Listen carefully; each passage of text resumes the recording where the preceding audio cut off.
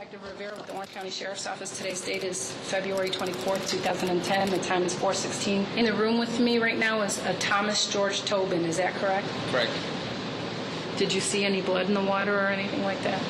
Well, that's part of it. She was scalped and there was no blood. Okay. So pretty much we knew then that the heart wasn't beating. Once they were able to pull her away, how did he let go of the... He didn't. He never let go of the... The arm? The arm. He swallowed it. He swallowed it? So the arm is nowhere. In Blackfish, director Gabriella Cowperwraith wants to show unaware viewers the unfair treatment and the living conditions killer whales face every day. Also, the director wants to show the unjust behavior and the lies behind a lucrative business, and that these killer whales have killed sea park performers, but have found no explicit reason as to why. Brand show, it didn't just happen. It's not a singular event. You have to go back over 20 years to understand this. Dave states you need to go 20 years back in order to understand the situation. Furthermore, you need knowledge and history of the situation in order to comprehend it fully, which is a logical thing to do. It was a really exciting thing to do until everybody wanted to do it. What were they telling you were going to do? Capture orcas. They had aircraft, they had spotters, they had speedboats, they had bombs they were throwing in the water. They were lighting their bombs with acetylene torches in their boats and throwing them as fast as they could to herd the whales into coves. John Crow talks about the horrific methods to capture the killer whales, such as throwing bombs with acetylene torches as fast as they could in order to hurt the defenseless whales.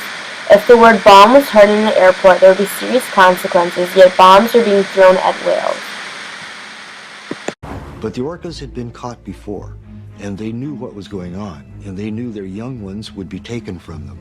So the adults without young went east into a cul-de-sac, and the boats followed them, thinking they were all going that way, while the mothers with babies went north. But the capture teams had aircraft, and they have to come up for air eventually, and when they did, the capture teams alerted the boats and said, oh no, they're going north, the ones with babies.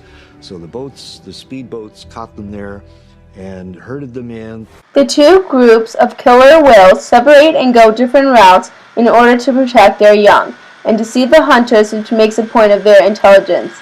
Furthermore, it exemplifies their ability to maneuver in their environment to benefit their livelihoods.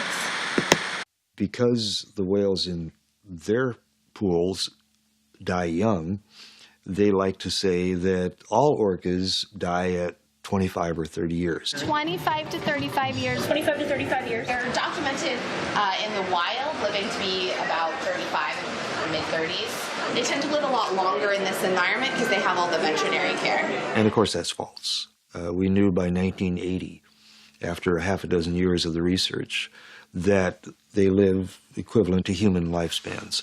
And every other potentially embarrassing fact is twisted and turned and denied one way or another. So in the wild they live less. And then like the floppy dorsal fins. 25% of whales have a fin that turns over like that as they get older. Different employees who work at SeaWorld tell lies about numerous things, such as the age killer whales live up to, the conditions which are better for them to survive in, and they over-exaggerate the number of dorsal collapses that occur. They understate the fact that killer whales have a shorter lifespan in captivity compared to the wild. Dorsal collapse happens only in 1% of whales.